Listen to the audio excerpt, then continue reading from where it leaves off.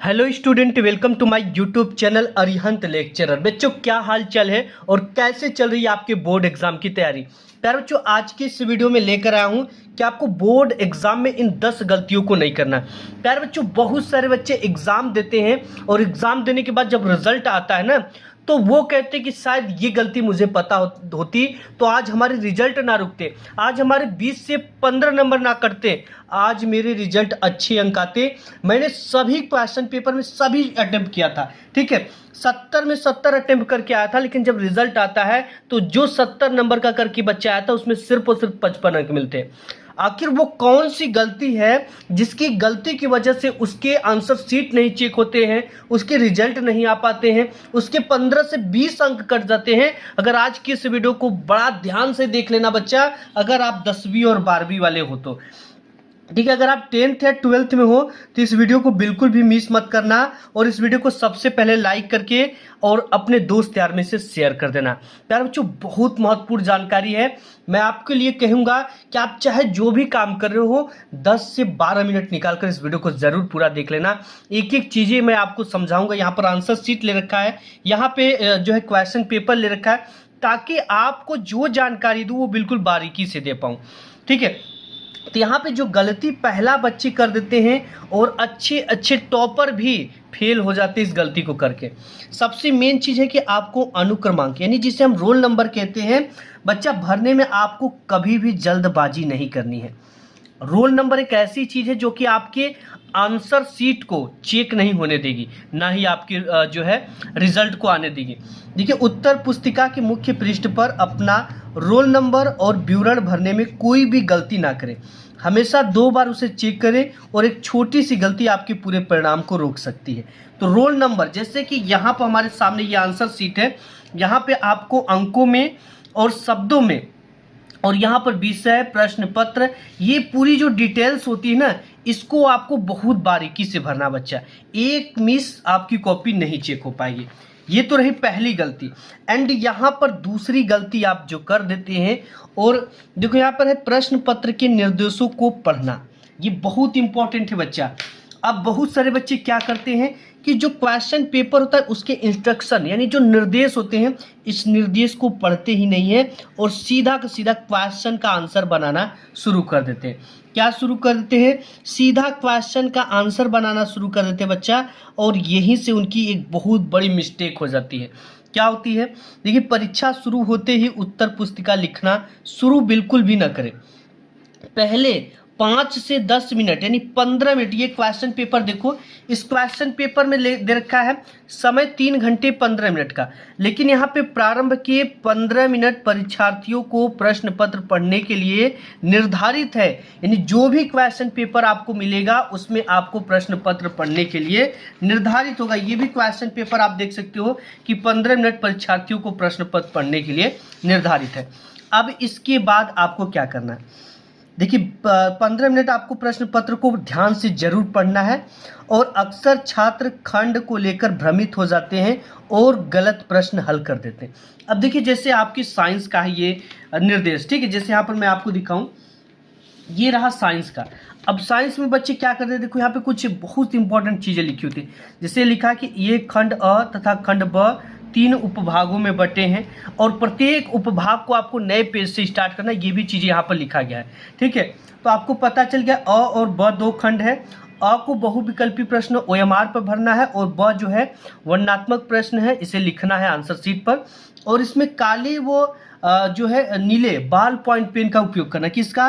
बाल point pen का आपको उपयोग करना है, किसी भी तरह का जेल पेन का उपयोग नहीं करना है, ठीक है। और ये सब निर्देश। अब यहाँ पर देखो, खंड ब में वर्णनात्मक प्रश्न है जिसका आंसर आपको आंसर शीट पे दिया जाना होता है, ठीक है। और यहाँ पर जैसे कुछ दे रखे कि प्रत्येक प्रश्न के सम्मुख उनकी निर्धारित अंक दिए गए, कौन सा क्वेश्चन कितने मार्क्स का उसके आगे लिख दिया गया है। और यहाँ पर देखिए लिखा गया है कि खंड ब के प्रत्येक उपभाग के सभी प्रश्नों को एक साथ हल करना आवश्यक है और प्रत्येक उपभाग को नए पृष्ठ से प्रारंभ करना। जैसे खंड ब में 3 उपभाग है, तीनों उपभागों को बच्चा एक नए पेज से स्टार्ट करना, उपभाग 1, उपभाग 2, उपभाग 3। और यही अगर मैथ होता तो मैथ के अलग निर्देश होते हैं, ठीक है। उस पर रफ कार्य के लिए निर्देश दिया जाता है। प्रश्नों को हल करने से पहले उसके निर्देश को पढ़ना बहुत इंपॉर्टेंट होता है। हर एक विषय का अलग अलग निर्देश होता है। इसलिए बच्चा 15 मिनट का समय निकालकर इन सभी निर्देशों को पढ़ना है और आपको सेक्शन को लेकर भ्रमित हो जाओगे तो ये चीज़ें आपको यहाँ पे दिशा निर्देशित किया जाता है। इसके बाद गलती नंबर तीसरा जो आप लोग अक्सर कर देते हो, उत्तरों में अत्यधिक काट छांट। ठीक है, जैसे मैं आपको उत्तर दिखाऊं, यहाँ पे जो क्वेश्चन पेपर है इसका आंसर लिखा गया है। इस आंसर को किस तरह से लिखा गया है, यहाँ पर देखिए।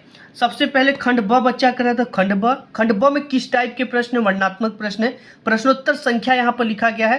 ठीक है, इस तरह से लिखी गई है। अब बताओ, इस फर्स्ट पेज में बिल्कुल भी कट क्रॉस नहीं किया गया है और साफ सुथरा लिखी गई है। हैंड राइटिंग खराब है तो शब्दों से शब्दों के बीच की दूरी, पेन की मोटाई इतना आपको रखनी है और सीधा लिखने की कोशिश करनी है। इसके नीचे के जो सब लाइन है ये सभी बराबर होना चाहिए, नहीं कि एक बेसी हो गया, एक कम हो गया, एक अधिक हो गया, एक कम हो गया। देखो कुछ चीज़ों को, जैसे यहाँ पे शीर्षक को ब्लैक पेन से, इसके राइटर को ब्लैक पेन से, और एक क्वेश्चन करने के बाद 2 से 3 लाइन का गैप आपको जरूर से जरूर करना है। इससे एग्जामिनर को पता चलता है कि आपने नेक्स्ट क्वेश्चन का आंसर किया है। और 2 से 3 पेज आपको सुंदर लिखना है और वही प्रश्न करना है जो अच्छे से आता है। इससे एग्जामिनर पे एक इफेक्ट पड़ता है, first impression is last impression, यानी वो आपसे प्रभावित हो जाएगा तो आपको पूरी कॉपी में एक एवरेज नंबर देता जाएगा। आपको वो समझ लेगा कि बच्चा पढ़ने में अच्छा है। ठीक है, और प्रश्नों को सीरियल से करने की पूरी कोशिश करना बच्चा। ऐसे में जिस कॉपी को चेक करने में जितना कम समय लगता है उस पर उतना ही अच्छे मार्क्स मिलते हैं। अब यहाँ पर क्या है, देखो, उत्तर पुस्तिका को साफ सुथरा रखिए। शुरुआती 2 से 3 पन्नों में बिल्कुल भी काट छाट न करें, कट क्रॉस बिल्कुल भी मत करिए। अगर जैसे मुझे राम लिखना है, अगर लिखा गया रामा, तो अगर इसे हम अगर काटना नहीं, रहने दो, सही है, टीचर दे देगा नंबर। अगर काटना भी है तो आप एक बार इस तरह से काटना। और बच्चे क्या करते हैं, ओवर हैंड राइटिंग में ऐसे काट देते हैं जो कि हाईलाइट बन जाती है। तो कट क्रॉस आपको बिल्कुल भी नहीं करना है। ठीक है, अब देखिए, एग्जामिनर पर first impression is last impression वाला नियम जरूर से जरूर लागू होता है। अब इसके बाद गलती नंबर चौथी, प्रश्न का उत्तर न आने पर उसे खाली छोड़ना। बहुत सारे बच्चे ऐसे करते हैं कि अगर उनको क्वेश्चन का आंसर ना पता हो, ठीक है, क्वेश्चन का आंसर ना पता होने पर वो क्या कर देते हैं, उस क्वेश्चन को छोड़ देते हैं बच्चा। लेकिन ये इनकी बहुत बड़ी भूल और गलती है। इसलिए गलती है कि अगर ये क्वेश्चन का आंसर हम लिख रहे हैं, संदर्भ हेडिंग डाल दिया, आपको इतना तो लिखना है। अगर इसका शीर्षक नहीं पता है, इसके लेखक नहीं पता है, तो इतना तो लिख देंगे जी हैं तक, तो भी आपको इसका 2 नंबर का तो 1 नंबर मिल जाएगा। क्योंकि प्रत्येक, हिंदी हो, विज्ञान हो, फिजिक्स हो, केमिस्ट्री हो, साइंस हो, सभी में स्टेप मार्किंग चलता है। और अगर केंद्रक क्या है, केंद्रक कहाँ पे पाए जाते हैं, अगर ये भी पूछा गया है, अगर डीएनए क्या है, डीएनए कहाँ पाया जाता है, सचित्र वर्णन कीजिए। अगर आप लिख दोगे डीएनए केंद्रक में पाया जाता है, आपको बस यही पता है, तो भी उसका 1 नंबर मिलेगा, कहीं नहीं गया है। इसलिए बच्चा मैं यही कहूँगा, देखिए, कोई भी प्रश्न खाली नहीं छोड़े। प्रश्न से संबंधित जो भी आपको याद हो, ठीक है, जैसे आप उससे रिलेटेड कुछ क्लास में सुने हो या आप उससे रिलेटेड कुछ पढ़े हो, एक आध कीवर्ड से बनाकर लिख पा रहे हो, या तो आपने उससे रिलेटेड, उस सब्जेक्ट से रिलेटेड कुछ भी आपको पता है, तो उसे ही लिख कर आइए। लेकिन लिख कर जरूर आइए, खाली छोड़ दोगे तो एक भी नंबर नहीं मिलेगा। अगर लिख कर आओगे तो उसका नंबर मिलेगा। ठीक है, तो कोई भी प्रश्न खाली न छोड़े। प्रश्न से संबंधित आपको उसे अपनी भाषा में जरूर लिखना है। स्टेप मार्किंग जो होता है के कारण आपको कुछ न कुछ अंक जो है जरूर मिलेंगे बच्चा, ये श्योर है, 100% आपको मिलेंगे। अगर कुछ न कुछ बनाकर अपने शब्दों में भी लिख दोगे, अपने देहाती भाषा अगर आपको पता उसी में लिख दोगे तो भी नंबर मिलेगा। ठीक है, अब यहाँ पर एक सबसे इम्पोर्टेंट और मोस्ट इम्पोर्टेंट है, शब्द सीमा का ध्यान रखना। ठीक है, जैसे यहाँ पर हमारे सामने ये क्वेश्चन पेपर है बच्चा। अब इस क्वेश्चन पेपर में यहाँ पे जो क्वेश्चन आते हैं, जैसे यहाँ पर पूछा गया है कि दृष्टि दोष क्या है, इसे किस प्रकार से संशोधित किया जाता है, आवश्यक किरण आरेख बनाकर समझाइए। ये 4 नंबर का क्वेश्चन है, तो इसमें हमें 4 से 6 लाइन से ज़्यादा नहीं लिखना है। ठीक है, अगर कोई क्वेश्चन 2 मार्क्स का है, जैसे यहाँ पर हिंदी में कोई क्वेश्चन आपका आ गया 2 मार्क्स का, ये ठीक है, जैसे यहाँ पे गद्यांश के रेखांकित अंश की व्याख्या कीजिए, 2 नंबर का है, तो इसमें वर्ड लिमिट का ध्यान देना कि 3 लाइन से 4 लाइन से ज़्यादा ना होना चाहिए। 3 से ज़्यादा तो लिखो ही मत। ठीक है, और जातक कथाएं क्या है, इसको भी 2 से 3 लाइन में समेटने की कोशिश करो। वर्ड लिमिट का आपको ध्यान देना, ज़्यादा आंसर लिखने से ज़्यादा अंक आपको नहीं मिलते हैं, लेकिन आपके आने वाले क्वेश्चन आगे कि वो छूट जाते हैं, तो ये गलती कभी ना हो। ठीक है, तो इसलिए आपको यही निर्देश दिया जाता है बच्चा कि कोई भी प्रश्न खाली न छोड़े। प्रश्न से संबंधित यहाँ पे ये है कि अति लघु उत्तरी प्रश्न में पूरे पन्ने भरने की ज़रूरत नहीं है। शब्दों की सीमा का ध्यान रखें, फालतू विस्तार करने से समय बर्बाद होता है और अन्य जो प्रश्न हैं वो छूट जाते हैं। आता हुआ प्रश्न छूटेगा, बाकी पता चला अब आप बना बना कर लिखो और नेक्स्ट आने वाला प्रश्न आपसे छूट गया, तब आपको कैसा लगेगा। इसलिए जितने भी क्वेश्चन करिए, एक क्वेश्चन इंड करने के बाद 2 से 3 लाइन का गैप करना। अगर इससे रिलेटेड आपको कुछ बाद में पता चलता है तो आप ये 2 से 3 लाइन छूटी रहेगी तो यहाँ पर भर दोगे और इससे एग्जामिनर को ये पता चलता है कि आपने नेक्स्ट क्वेश्चन का आंसर किया। जैसे मैं यहाँ पर दिखाऊं, ये जैसे क्वेश्चन पेपर है, इसमें यहाँ पर एक किया गया, 1 और 2 लाइन का गैप किया गया। इससे यहाँ नंबर देने में भी आसानी हुई, प्लस इसके साथ ही साथ यहाँ पर पता चला कि ये नेक्स्ट क्वेश्चन का आंसर इस तरह से लिखा गया है। ठीक है, अब ये तो हो गया। अब यहाँ पर देखो, अभी समय बर्बाद होता है और अन्य जो प्रश्न है तो वो आपसे छूट सकते हैं, इसलिए आपको जो है वर्ड लिमिट का ध्यान देना। 2 नंबर का है तो 3 से 4 लाइन में लिख दो, 4 नंबर का है तो 7 से 8 लाइन लिखो, बहुत है। और एक सबसे इम्पोर्टेंट चीज़ है, हेडिंग और बुलेट पॉइंट्स का प्रयोग न करना। बहुत बच्चे यही गलती करते हैं और ये चीज़ एग्जामिनर को भी पसंद नहीं है। देखिए, लंबे उत्तरों को पैराग्राफ में लिखने के बजाय पॉइंट्स और हेडिंग में लिखे, छोटा छोटा हेडिंग बना। जैसे आपसे पूछ दिया गया कि गांधी जी कौन थे, गांधी जी द्वारा चलाए गए तीनों आंदोलन के बारे में लिखे। ये नहीं कि पूरा पैराग्राफ लिखते जाए, सबसे पहले गांधी जी कौन थे, गांधी जी द्वारा चलाए गए तीनों आंदोलनों के आपको नाम लिखना है और एक एक आंदोलन की हेडिंग डालकर उसके बारे में आपको डिटेल्स में लिखना है। ये सबसे बेस्ट तरीका होता है। और जब भी लॉन्ग टाइप का क्वेश्चन लिखेंगे तो उसमें अगर आप पूरा चीज़ हेडिंग नहीं डालना चाहते हो तो 3 लाइन ब्लू पेन से लिखो, 3 लाइन ब्लैक पेन से, 3 ब्लू 3 ब्लैक से। ऐसे टीचर को पढ़ने में भी आसानी होती है और जो है आकर्षक भी लगता है। तो ये चीज़ें हैं, बजाय पॉइंट से हेडिंग में लिखे, यह उत्तर को पढ़ने में आसान बनाता है और आपको बेहतर अंक दिलाता है। 7वां पॉइंट है जो बच्चा बेहद इंपॉर्टेंट है। ये वीडियो अभी तक आपने पसंद लाइक नहीं किया है तो जल्दी से सभी बच्चे लाइक कर दीजिए, अपने दोस्त यार सखी सहेली में से शेयर कर दीजिए। यहाँ पे समय का प्रबंधन यानी टाइम मैनेजमेंट सबसे इम्पोर्टेंट होता है। इसी की कमी की वजह से बच्चे लास्ट में जो 7 से 8 नंबर 9 नंबर का निबंध आता है इसको छोड़ देते हैं। अक्सर देखा गया है बच्चा, तो किसी एक प्रश्न पर इतना समय न लगा दे कि अंत में कठिन प्रश्न छूट जाए। घड़ी साथ रखें और तय करें कि किस सेक्शन को कितना समय देना। इसकी सबसे अच्छा बात मैं आपको बताता हूँ बच्चा, कि आपको एग्ज़ाम से पहले जो भी सब्जेक्ट का एग्ज़ाम देने वाले 2 से 3 practice set, guess paper, model paper को घर बैठकर ऐसे हल करना जैसे आप स्वयं एग्ज़ाम हॉल में बैठे हो। इससे आपको पूरी आइडिया लग जाएगी, समय मैनेजमेंट पता चल जाएगा।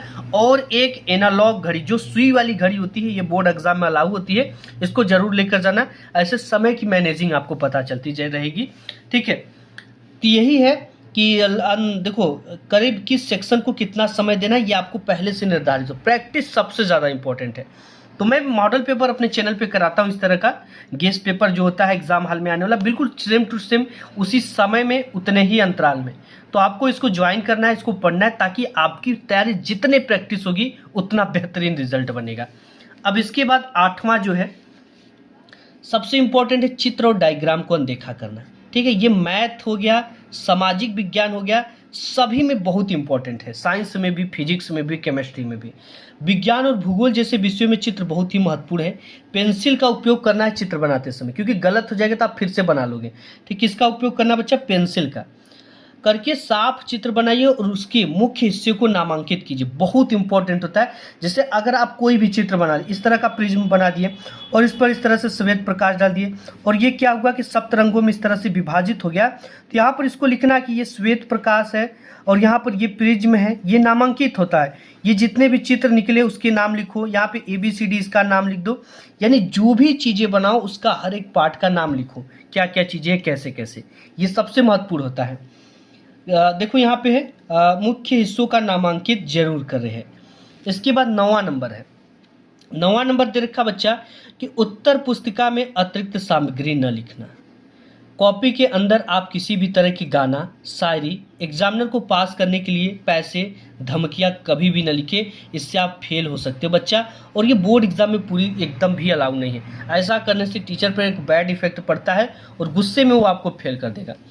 तो आपको कॉपी के अंदर कभी भी गाने, शायरी, एग्जामिनर पास करने के लिए पैसे, धमकियाँ न लिखें, ये पूरी तरह से गलत है और आपका रिजल्ट रुक सकता है इसमें।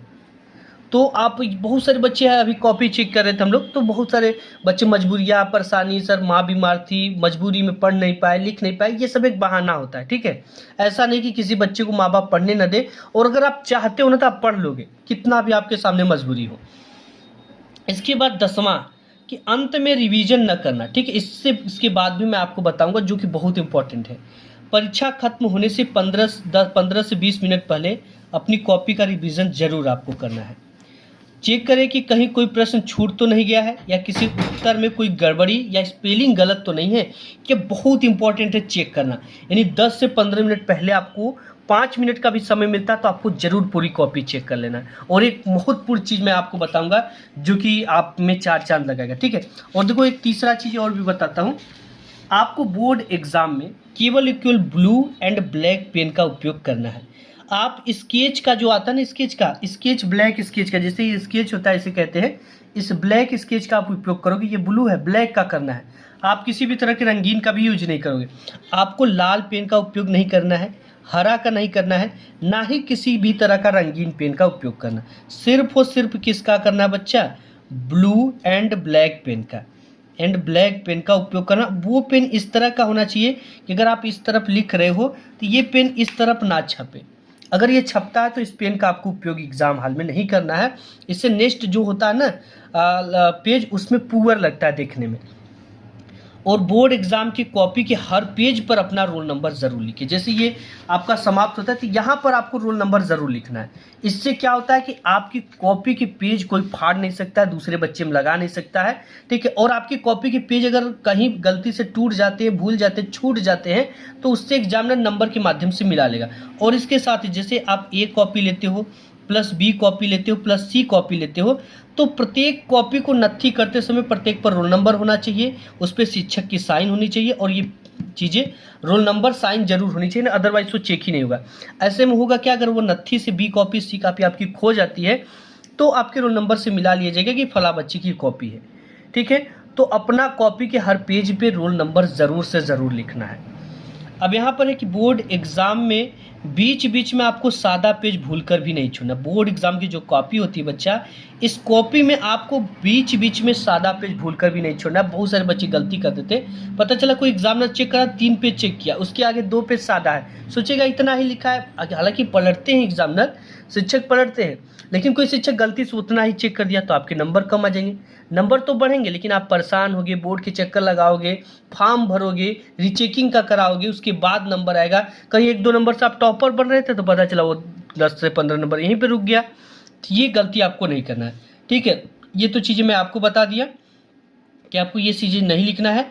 और बोर्ड एग्जाम की कॉपी में आपको पैसे बिल्कुल भी नहीं लगाना, ये पूरी तरह से अभी लीगल हो गया है। कैमरे की निगरानी में कॉपी चेक हो रही है, पकड़े जाने पर आप पर और शिक्षक पर भी जुर्माना और जो है सजा हो सकती है। तो ये रही कुछ गलतियां बच्चा। अगर 10th या 12th में हो तो इस वीडियो को लाइक करके कमेंट कर देना अपना 10th या 12th। मिलूंगा एक नेक्स्ट वीडियो में, तब तक के लिए धन्यवाद।